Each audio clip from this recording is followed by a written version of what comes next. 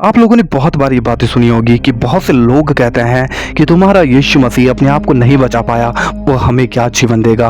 वो तो 3 किलो से मर गया, वो क्या खुदा था, अगर खुदा होता तो अपने आप को बचा लेता।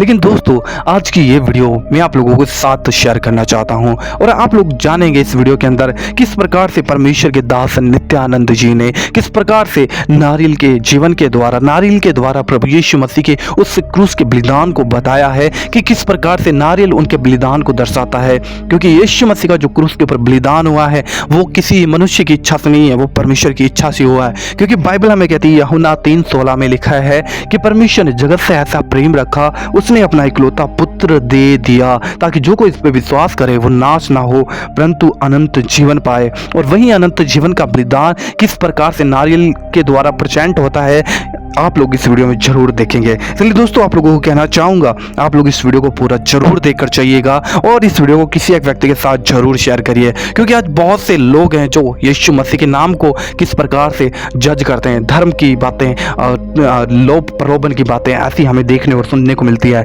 तो ये वीडियो उन लोगों को जरूर शेयर करिएगा ताकि वे लोग जान लें कि उनका नारियल भी प्रभु यीशु मसीह के जीवन को दर्शाता है। आइए हम इस वीडियो को देखते हैं। अब इसे लाइक कर दीजिए।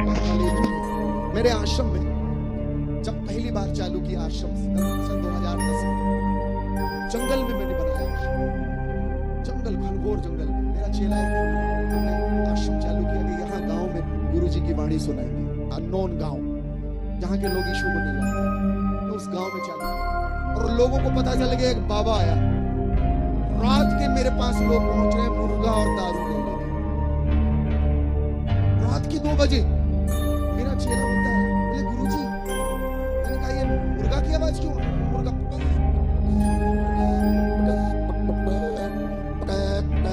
यार ये मुर्गा किसे बोल रहा है? बोले गुरुजी वो 2-4 लोग आए हैं। क्यों है? मुर्गा और दारू भी, काले रंग का मुर्गा, कड़कनाथ, एक बोतल। मैंने कहा भागो इनको, फिर दूसरे दिन और लोग आ गए और रोज मेरे पास 25-50 लोग लाइन लगा के खड़े रात के 2 बजे। मुझे लगा कुछ गड़बड़ है, मैंने सबको बैठाया। मैंने कहा तुम लोग क्यों लेके आते हो? बोले गुरुजी यही तो लगता है। मैंने कहा कहाँ लगता है? हेलो, मेरी इस रिकॉर्डिंग को कर लीजिएगा, मैं इसका प्रमाण के साथ कह रहा हूँ। बोले यही लगता है। मैंने कहा हुआ क्या? बोले हमारी बेटी बीमार है, हमारे यहाँ चोरी हो गई है, फलानी समस्या आ गई है, यही तो चढ़ता है बाबा जी, मुर्गा ले लो, दारू ले लो। मैं समझ गया कि कहीं कोई लेता है, कहीं पर ये बिजनेस चल रहा है। मैंने अपने गुरु से कहा, गुरुदेव क्या रास्ता निकाला जाए? अब फिर मेरे पास लोग आए दूसरे दिन। मैंने कहा तुम इसको छोड़ आओ और अपने साथ पेन और कॉपी लेके आओ, वो चढ़ाना। तो अब सब लोग बंद कर दिए लाना और सब पेन कागज। मैंने कहा अर्जी चढ़ाओ, अपनी अपनी प्रार्थना चढ़ाओ। और सबने प्रार्थना चढ़ानी चालू की। और मैं आज आपको बता दूं, इस मंच से हजारों लोगों ने मेरे पास प्रार्थना चढ़वाई। मैंने एक छोटा सा स्थान बना दिया यीशु जी का, प्रार्थना भवन। जितनी प्रार्थना चढ़ाई गई सारी की सारी कबूल हुई और उस गांव में मुर्गा और दारू चढ़ना बंद हो गया। मेरे पास लोग आए लड़ने के लिए। मैंने कहा क्या बात है? बोले आप हमारा बिजनेस बंद कराती हो। कुछ लोगों का बिजनेस बंद हो गया, लेकिन एक बात याद रख लीजिए, इस बात को सूत्र बना लीजिए। प्रभु यीशु कहते हैं यूहन्ना अध्याय 8 उसका 12वां श्लोक क्या कहता है? क्या कहता है? अहम जगतो ज्योति जो मामानुगच्छति सा नैवान्धकारे वृजिष्यत्यपि तु जीवन रूपमा लोक्यं प्राप्स्यसि। I am the light of the world. मैं संसार की ज्योति हूं। मेरे पीछे चलने वाला अंधेरे में नहीं भटकेगा परंतु जीवन की ज्योति प्राप्त करेगा। Hallelujah, hallelujah. बोले प्रभु यीशु महाराज की, परम पिता की, पावन आत्मा की। आपको पता है प्रियो, एक बार क्या हुआ, एक बनिए की, 10 मिनट और है मेरे पास, हम समाप्त करेंगे। सोचा कि मैं इसको फंसा रहा हूं, लेकिन ईश्वर फंसने वाली चीज नहीं है। ईश्वर की सारी योजनाएं हैं, अद्भुत योजना। एक बात याद रखना, 3 सूत्र बना लिए जिंदगी के, बड़े इंपॉर्टेंट है। ईश्वर ने हमें शक्ति दी है, हमें जानने का वरदान दिया है, हर एक व्यक्ति को जानने का वरदान है। और इसी जानने के वरदान के कारण हमने इतना सब कुछ बना लिया है। ये लाइटें बनाई है, फोन बनाया है, मोबाइल बनाया है, हवाई जहाज बनाई है, सैटेलाइट्स बनाए हैं। मैंने आपसे एक प्रश्न पूछूं कि आप कितनी दूर तक देख सकते हैं? कितनी दूर तक?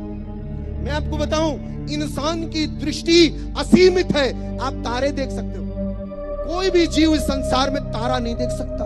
आप तारे देख सकते हो, और तारे असंख्य किलोमीटर दूर हैं, लाखों करोड़ों अरबों किलोमीटर दूर हैं। आप उन तारों को देख लेते, आप असीम हो, अनंत हो। और मैं आपसे एक बात पूछूं कि कौन कौन मरना चाहता है? आप में से कोई व्यक्ति नहीं बोलेगा कि मैं मरना चाहता हूं। कोई है यहाँ पे जिसको मरने की इच्छा हो? ना।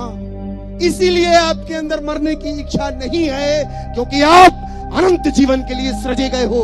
आपके अंदर ये अनंत तक जीने की इच्छा इसीलिए है क्योंकि आप मरने के लिए बनाए नहीं गए थे। आपके अंदर इटर्निटी विराजमान है। Hallelujah, hallelujah. बोलिए प्रभु यीशु महाराज की, परम पिता की, पावन आत्मा की, हालेलुया। यीशु जी के सिर पर उड़ेल दिया, सिर पर जानने की शक्ति ईश्वर के पास है और उसको मिलती है जो उसकी सन्निकटता में आता है। जैसे उड़ेला सिर में भर गया, वो परफ्यूम भर, उसके तत्क्षण आप देखिएगा, उसके तुरंत बाद यीशु जी को पकड़ लिया गया। और जो लोग पकड़ने आए, जिन्होंने उनको पकड़ा, उनको वो परफ्यूम की खुशबू आई होगी। एक पल के लिए इमेजिन करिए, जो पकड़ने आए थे गethsemane की बगिया में, उनको खुशबू आई होगी। ये कहां से आ रही खुशबू? और जो लोग रात में पकड़ के ले गए और पूरी रात आंगन में बैठाए रखा, उनको वो खुशबू आई होगी। और जब सुबह हेरोदेस के सामने लाए गए, पिलातुस के सामने रखे गए, इन बड़े बड़े धनाढ्य लोगों को भी वो खुशबू आई होगी। वो बड़े हैरान होंगे कि खुशबू कहां से आ रही है। और उसके तुरंत बाद यीशु जी को जिन लोगों ने कोड़े लगाए, मारते हुए पूरे क्रूस की यात्रा में ले गए, उन सबको वो खुशबू आई होगी। आपको बता दें प्रियो, जिन्होंने यीशु मसीह को क्रूस पर चढ़ाया, कीले लगा रहे थे, उनको वो खुशबू आ रही थी। जब वो क्रूस पर टांग दिए गए, वो खुशबू थी। उतारे गए, खुशबू थी। और जब कब्र में रखे गए, वो खुशबू थी। और जब वो जी उठे, तब भी वो खुशबू थी। आज वो खुशबू विराजमान है। और वो खुशबू है त्याग की, समर्पण की, प्रेम की, भक्ति की, श्रद्धा की। और उस महिला की खुशबू जो कहते हैं गुरुजी, जिसके लिए जहां जहां मेरा प्रवचन होगा, वहां वहां मेरे साथ इस स्त्री को भी याद किया जाएगा। ये समर्पण है, त्याग, भक्ति। हालेलुया। बोले प्रभु यीशु महाराज की, परम पिता की। नारियल देंगे मुझे। नारियल देख रहे हैं? हेलो मिराज, मिराज, मिराज, मिराज बोल रहा है आज। मिराज बोल रहा है आज। ऐसे ही बोलते रहना। ये क्या है? नारियल है ना। आपको पता है ये नारियल, इसी नारियल का तेल निकलता है। और आप हमारे पास लेके आते हैं, गुरुजी प्रार्थना कर दो, प्रार्थना का तेल बना दो। इसी से तेल निकलता है। आपको पता है इसको इडली की चटनी बनती है। इससे इडली बनाते हो ना, इसी की चटनी बनती है। अच्छी लगती है चटनी। और इसी नारियल को डॉक्टर बोलता है कि इसका पानी पीना है। इसका पानी पीने में मैग्नीशियम होता है। जिसको डेंगू हो जाता है, डॉक्टर सलाह देता है इसका पानी पियो। हमारे यहाँ इसको बड़ा अच्छा मानते हैं। इसको मंदिरों में ले जाते हैं, इसको मंदिर में चढ़ाते हैं। आज आप इसकी एक नई चमत्कारी चीज देखेंगे। Hallelujah, hallelujah. आपको पता है प्रियो, इसको मंदिर में ले जाते हैं क्यों? इसका नाम है श्रीफलम। श्रीफल, धन का फल। हमारे पास कई बाबाओं के पास महिलाएं जाती हैं, बोले लड़का चाहिए है गोरा, तो बोलते हैं नारियल खा, तेरा गोरा लड़का पैदा हो।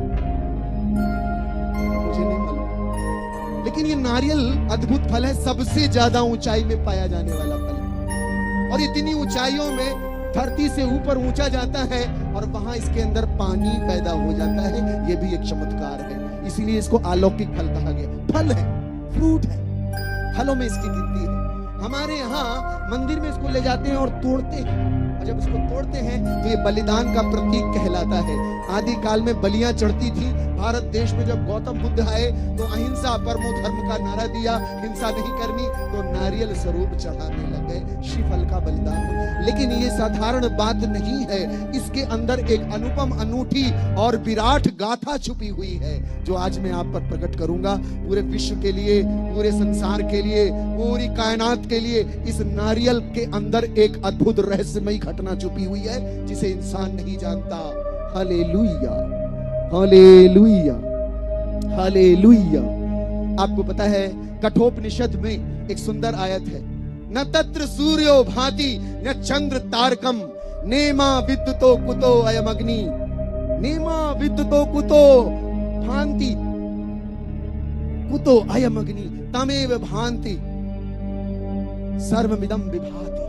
वहां न सूरज की रोशनी चमकती है, न चांद न तारे, उसी की रोशनी से सब कुछ नूरवान होता है और गतिवान होता है, उसी के नूर से सब कुछ आभाषित होता है। और यही बात प्रकाशित वाक्य में लिखी है। प्रकाशित वाक्य में कहता है अध्याय 21 उसके 22वें श्लोक में कि वहां न सूरज है, न चांद है, न तारा है, वहां पर उसी के प्रकाश से सारा कुछ प्रकाशवान होता है, और वहां का दीपक यीशु मसीह है, मेमना है। हालेलुया। पहली बार जब यूहन्ना बपतिस्मा दाता महर्षि यूहन्ना ने जब यीशु मसीह का दर्शन किया, अपनी दिव्य दृष्टि से दर्शन किया, तो अपने चेलों से कहते हैं पश्चामीश्वर समेश शावकः जो जगतो पाप भारम हरति। देखो परमेश्वर का मेमना जो संसार के पाप भर लेता है। ये बात सुन के यूहन्ना के चेले यीशु के पीछे हो लिए, और यीशु ने पलट कर देखा और कहा कि मनी वस्य था, क्या खोजते हो, क्या ढूंढते हो। और यही बात उन्होंने सारी मानव जाति के लिए कही है कि हे मनुष्य, क्या खोज रहा है, कहां ढूंढ रहा है, देख मैं तेरे पास में हूं।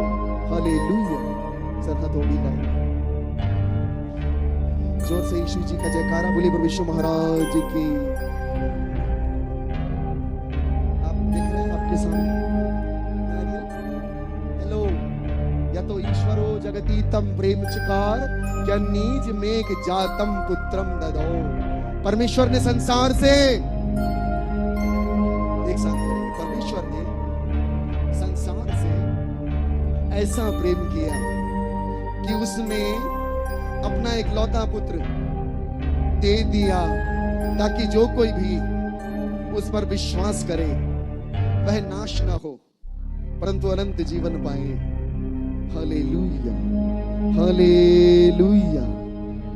आपको पता है यीशु जी के शरीर में 5 घाव लगे। हमारे यहाँ जब हम लोग हवन करते हैं तो हवन के समय 5 श्लोक बोलते हैं। पहला श्लोक बोलते हैं ओम ब्रह्मपुत्राय नमः स्वाहा, जो बाइबल में लिखा है ईश्वर के पुत्र के नाम का स्वाहा। दूसरा श्लोक कहते हैं ओम कन्यासुताय नमः स्वाहा, जो कुंवारी के गर्भ से पैदा हुआ उसके नाम का स्वाहा। ओम वृक्षाशूलारुंधाय नमः स्वाहा, जो लकड़ी पे टांग दिया गया उसके नाम का स्वाहा। ओम पंचाकाय नमः स्वाहा, जो 5 घाव अपने ऊपर ले लिए उनके नाम का स्वाहा। और आखिरी श्लोक कहता है हमारे यहाँ पर वैदिक मंत्रों में ओम मृत्युंजयाय नमः स्वाहा, ओम मृत्युंजय, मर के जो जी उठा उसके नाम। ये किसके लिए है? ये रहस्य, ये सारी बातें प्रकट की गई हैं। प्रभु ने कहा तुम्हारे ग्रंथ ही मेरी साक्षी करते हैं, लेकिन तुम विश्वास नहीं करते, मेरी प्रतीति नहीं करते। आज से 2000 साल पहले उसका शरीर टूटा, और जब जब ये नारियल टूटता है जाने अनजाने में ये वही गाथा मंदिर में प्रकट की जाती है, बताई जाती है कि बलिदान हो चुका है तुम्हारे लिए। इसलिए हम आज इस बात की घोषणा करते हैं कि जैसे ये नारियल टूटता है, नारियल ऊपर से कठोर है, अंदर से मुलायम है। ईश्वर का प्यार ऐसे प्रकट हुआ, उस तक कोई नहीं पहुंच सकता, बड़ा कठोर है, लेकिन उसने अपनी कठोरता तोड़ दी। और यीशु मसीह का जब शरीर टूटा तो मंदिर का पर्दा फट गया बीच से, और दरवाजा खुल गया हम सबके लिए। आज से 2000 साल पहले उनके शरीर में कीले लगे, जैसे ये जल ऐसे रक्त बह निकला, और हमारे पाप क्यों ना हो, इनके नाई श्वेत हो जाएंगे। नारियल जैसा श्वेत ऐसा, और ये खाली है, वो जी उठा, उसकी कब्र आज भी खाली है। और ये नारियल का टूटना जिसको मंदिर में आप देखते हैं, ये कुछ और नहीं, ये हमारे गुरु के क्रूस के बलिदान, उसके गाड़े जाने और पुनरुत्थान की महान गाथा है, जो सारी मानव जाति के लिए प्रकट हुई। इसलिए प्रभु यीशु ने कहा, भो परिश्रांता भाराक्रांतस्य सर्वे मम समीप मायात तेना हम युष्मान विश्रामिष्यामि। हे सब थके बोझ से दबे पापी, मेरे पास आओ, मैं तुम्हारी आत्मा को विश्राम दूंगा, मुक्ति का। हालेलुया। इसलिए यीशु ने कहा, पूर्ण हुआ, टेटेलेस्टाई, इट इज एक्म्प्लिश। मुक्ति और उद्धार का कार्य सिंबॉलिकली नारियल प्रकट करता है, लेकिन आज से 2000 साल पहले यरूशलेम में पूर्ण हुआ है। बोलिए प्रभु यीशु महाराज की। नारियल सत्य घटना है, जाने अनजाने उसको तोड़ रहे हैं, लेकिन सत्य को नहीं जानते। मैंने ये तोड़ के बताना चाहा कि पूर्णता यीशु मसीह में विराजती है। जोर से जयकारा बोलिए प्रभु यीशु महाराज की, परम पिता की।